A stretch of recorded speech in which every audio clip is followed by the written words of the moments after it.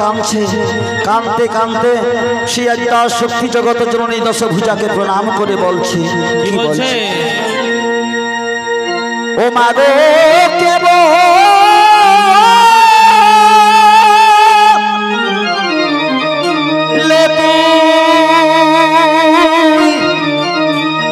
ও মা দশভুজা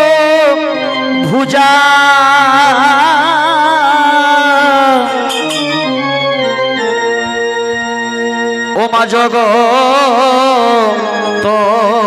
জননী। মাগো কে বলে তুই দশভুজা, কে বলে তুই জগৎ জননী? না, ও মায় আমার লাগি তোরি অন্তর আজ কাঁদিল নাই জননী।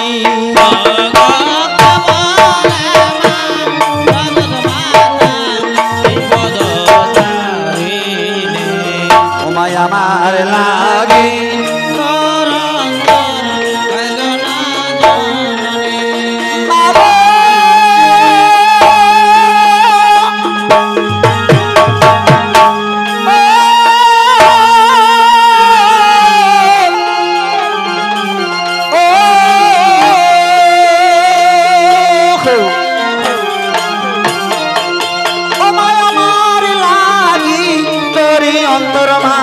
কাঁদিল নাই জননী।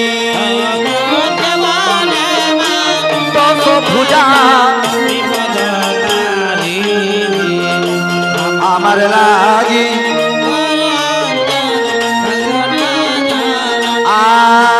আর অন্তরে ভরসা দিও মা জগত জননী।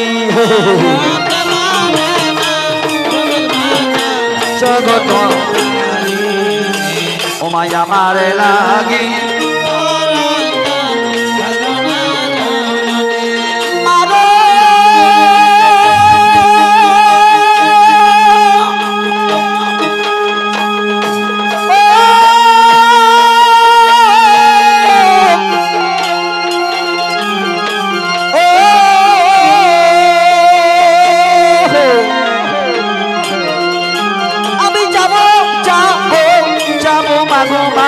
কৈলাস ছাড়িয়া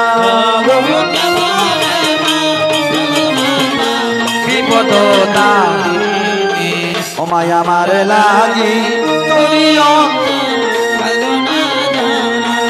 মাগো যাবো মাগো আমি, আমি রইব না গো আমি মাগো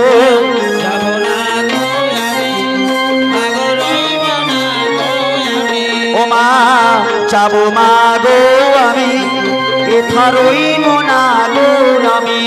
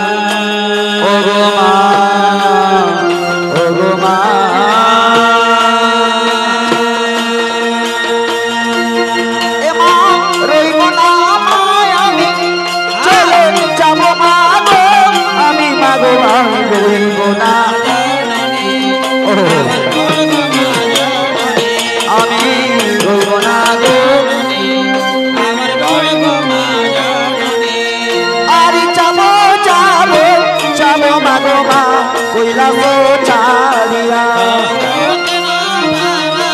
দশভুজা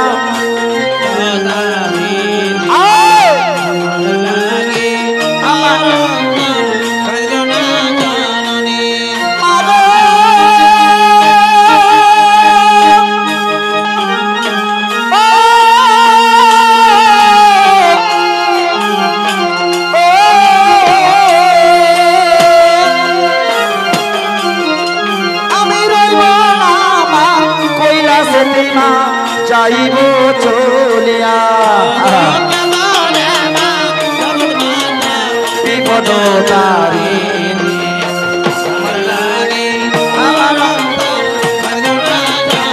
আর অন্তরে ভরসা দিও মা জগত জননী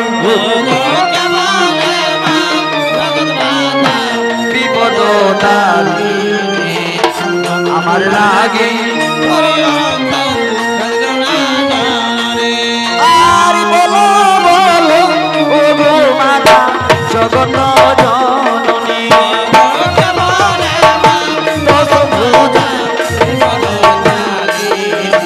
ও মা আমার লাগে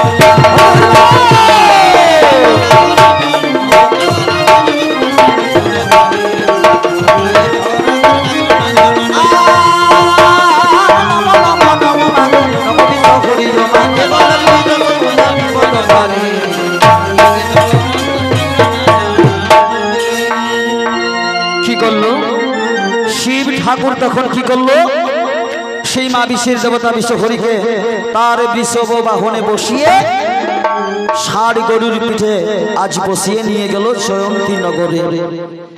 যখন জয়ন্তী নগরে নিয়ে যায় সেখানে শিব ঠাকুর কি করলো স্বয়ং বিশ্বকর্মাকে স্মরণ করলো। বিশ্বকর্মা সেখানে উপস্থিত হয়ে কৈলাসপতির চরণে প্রণাম জানিয়ে বলছে, প্রভু আমায় কি জন্য স্মরণ করেছো? বলছে, ওরে ওহে বিশ্বকর্মা, এই আমার মা বিশ্বের দেবতা বিশ্বহরি, এই বিশ্বের দেবতা বিশ্বহরিকে আমার পার্বতী কৈলাসে থাকতে দিচ্ছে না, কৈলাসে ঠাঁই দিচ্ছে না। তুমি কৈলাসের মতো কৈলাস তৈরি করে দাও, রাজভবন তুমি তৈরি করে দাও, সেখানে থাকবে আমার মা বিশ্বের দেবতা বিশ্বহরি। আদেশ পালন করলেন বিশ্বকর্মা।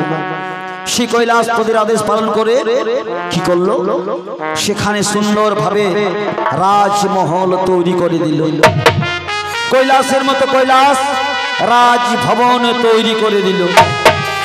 সেখানে মা বিশ্বের দেবতা বিশ্বহরিকে বলছে, মা গো তুই এখানে থাক, এই রাজভবন, এই রাজভবনেই তুই থাক, কোনোদিন তুই কৈলাসে যাস না, কৈলাস ভবনে তুই কোনোদিন যাস না, সেখানে তুই অপমানিত হবি, তুই সেখানে কোনোদিন যাস না।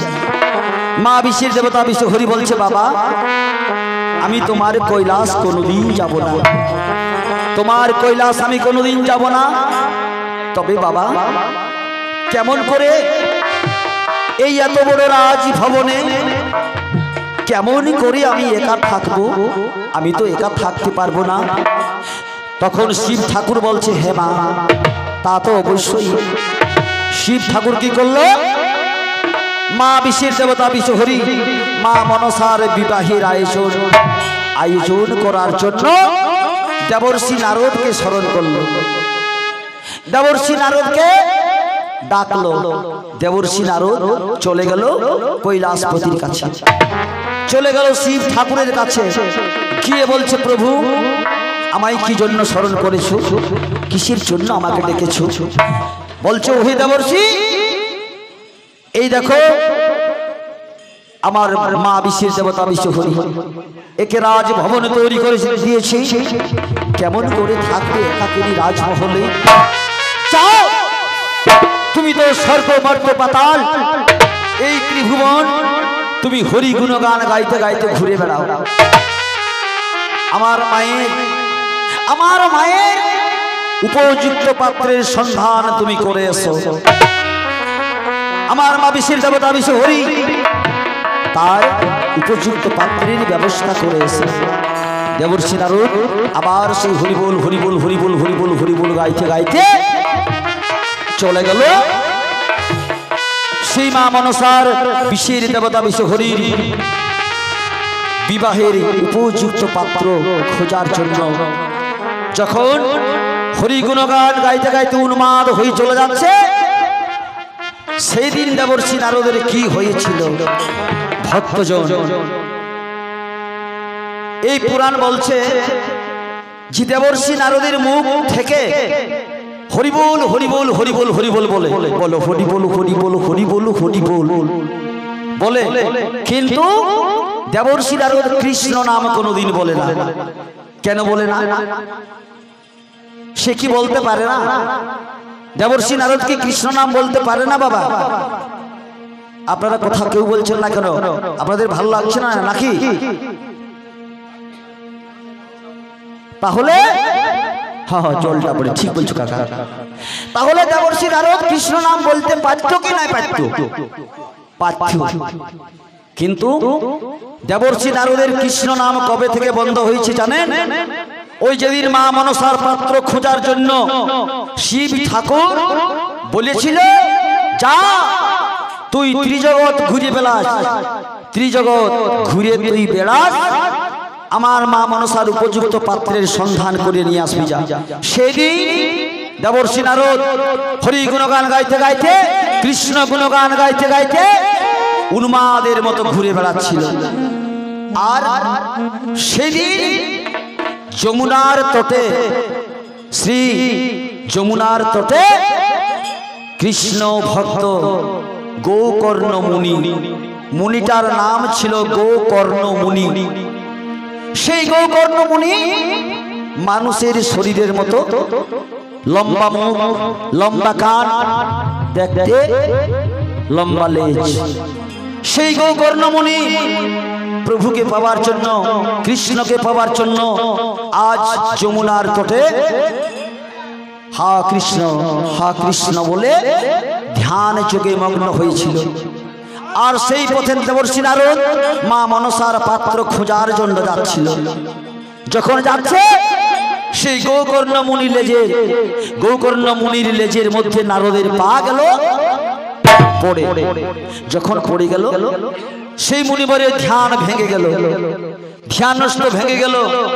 দেবর্ষি নারদকে বলছে, ওহি নারদ, আজ তুমি আমার ধ্যান ভঙ্গ করে দিলে।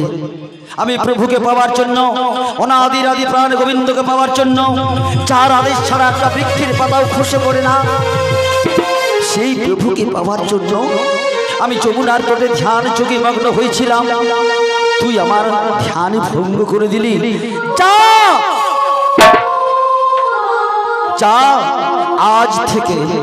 আজ থেকে তোর মুখে কৃষ্ণ নাম উচ্চারণ হবে না, কৃষ্ণের নাম উচ্চারণ হবে না।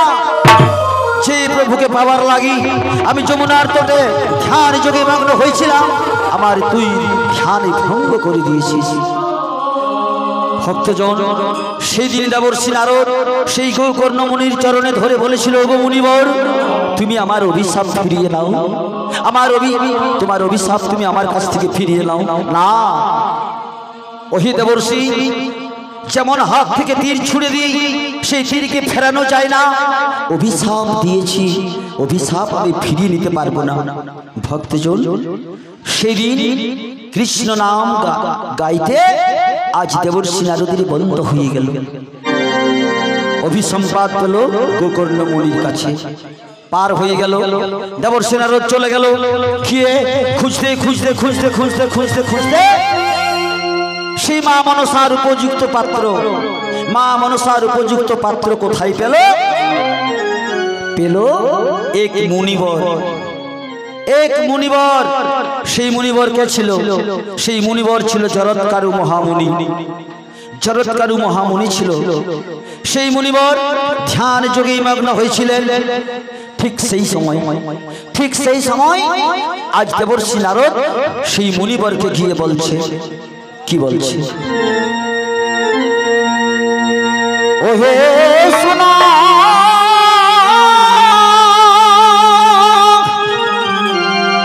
সোনা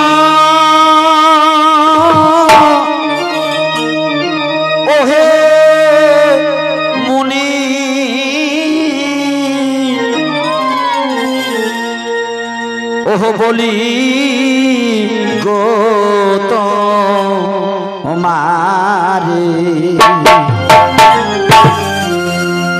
আমার সনে চলো মুনি ওই জয়ন্তী নগরে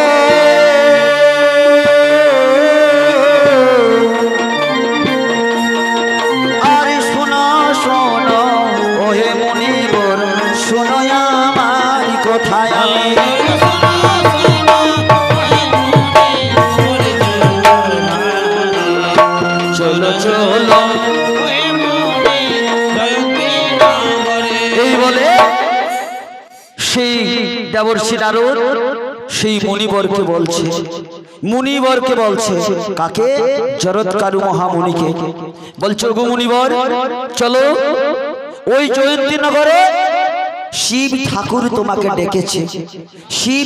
তোমাকে ডেকেছে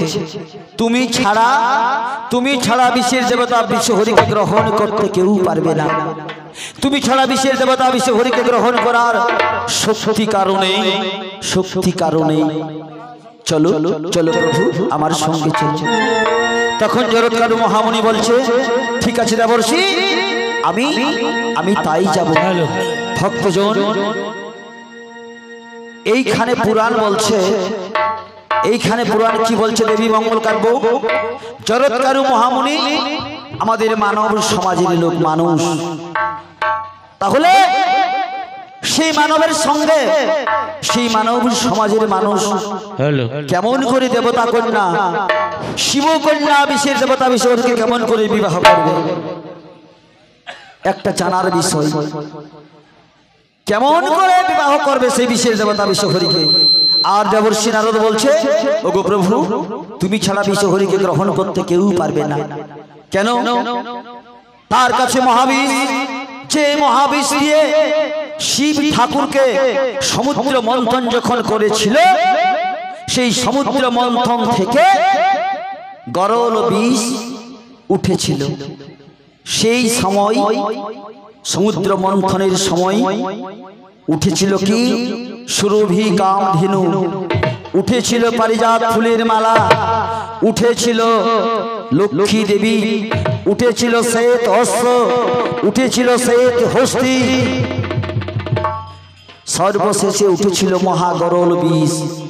যখন মহাগরল বিষ উঠল, সেই বিষ মাটির মধ্যে রাখলে, ব্রহ্মা বলছে মাটির মধ্যে রাখলে আমার সৃষ্টি প্রলয় হয়ে যাবে, মাটির মধ্যে রাখলে আমার সৃষ্টি প্রলয় হয়ে যাবে, আমি মহাবিষ কি করব?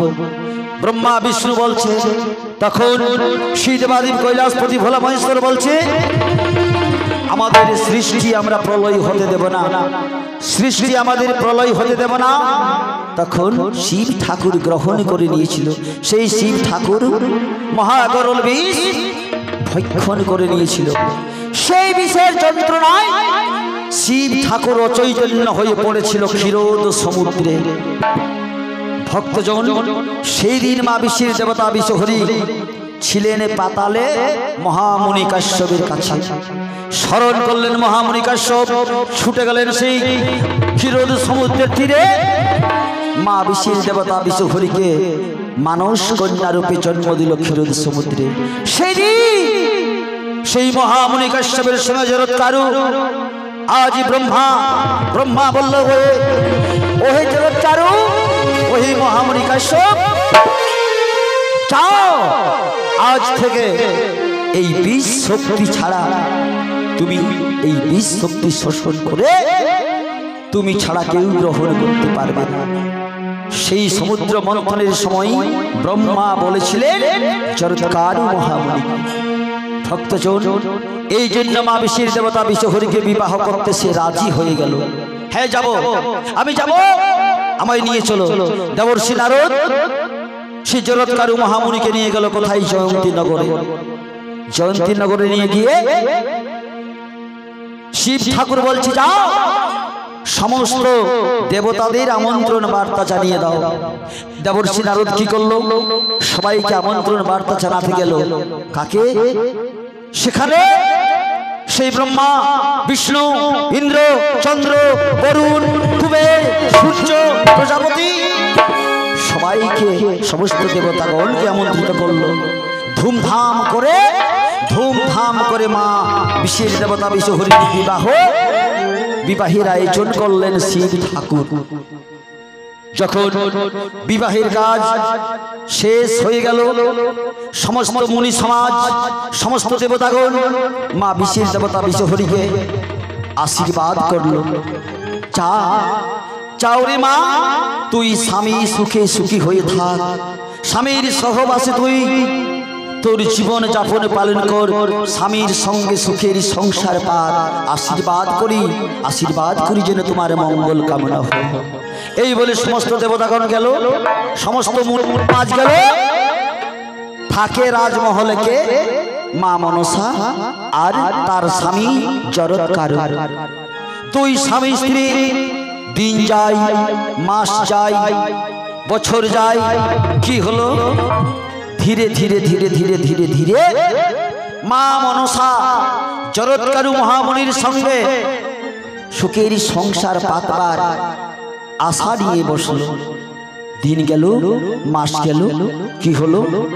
মা গর্ভ সঞ্চার হলো, মা মনসা গর্ভবতী হলো। যখন গর্ভবতী হলো, দিন যায়, মাস যায়। যেদিন 10 মাস 10 দিন পূর্ণ হয়ে গেল, সেই দিন মা বিশ্বের দেবতা বিশ্বহরি গর্ভ থেকে জন্ম হলো এক সুন্দর ছেলে। মায়ের গর্ভ থেকে জন্ম হলো এক সুন্দর ছেলে। সেই জরৎকারু মহামুনি সুন্দর ছেলেকে কোলে তুলে শত শত চুম্বন খেতে লাগলো। বলছে, ওরে আমার বংশের প্রদীপ, তুই আমার বংশে আলোকিত করার জন্য এসেছিস, আয় আয় বাবা আয়, আমি তোর শত শত চুম্বন খেতে খেতে আনন্দে আত্মহারা হয়ে যাব, আমি আনন্দে আত্মহারা হয়ে যাব। আস্তিককে কোলে নিয়ে শত শত চুম্বন খেতে লাগলো। আনন্দিত হলো সেই মহামুনি, আনন্দিত হলো কেমন করে, ওরে হাসি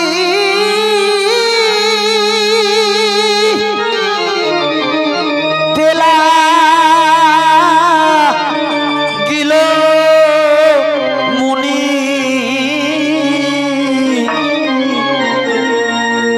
ও তার ছেলে কোলে করি,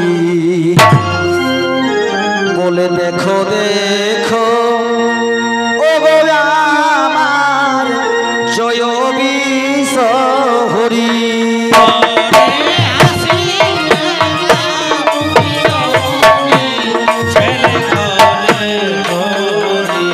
আজ দেখো দেখো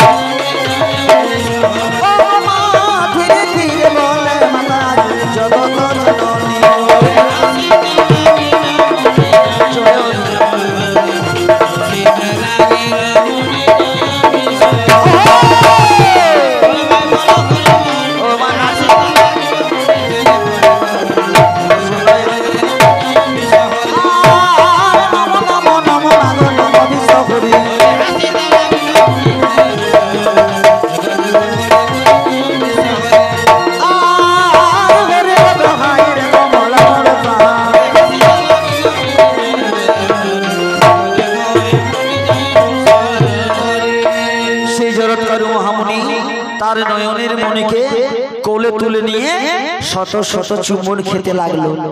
আর তার সহধর্মিনী মনসাকে বলছে, ওরে মনসা দেখ, আমাদের বংশের প্রদীপ আলোকিত করে আমাদের এই রাজমহলে এসেছে। মা বিশ্বের দেবতা বিশ্ব হরি বলছে, হে প্রভু, তাই তো, কি সুন্দর নয়নের মনি, তাহলে এর নাম, এর তো নামকরণ করতে হবে, কি নাম রাখবো, আমাদের ছেলের কি নাম রাখবো? তখন জরৎকারু মহামুনি বলছে, ঠিক আছে, আমার নয়নের মনি নামকরণের ব্যবস্থা আমি করছি। কি করলেন সেই মুনিবর? সমস্ত মুনি সমাজকে ডাকলো, সমস্ত মুনি সমাজকে ডাকলো, আমন্ত্রিত করলো সমস্ত মুনি সমাজ। সেখানে চলে গেল জয়ন্তী নগরে। জয়ন্তী নগরে গিয়ে সেই জরৎকারু মহামুনিকে বলছে, ওগো মুনিবর, কিসের জন্য আমাদের আমন্ত্রিত করেছো, কিসের জন্য আমাদের ডেকেছো? জরৎকারু মহামুনি বলছে, ওহে মুনিবর, এই দেখো এই দেখো আমার বংশের প্রদীপ, এই দেখো আমার নয়নের মণি, আমার একমাত্র ছেলে আস্তিক। বলছি বা আজ সমস্ত মুনির কাছে সেই জরৎকারু মহামুনি কি করলো? তার ছেলের নামকরণ করলো।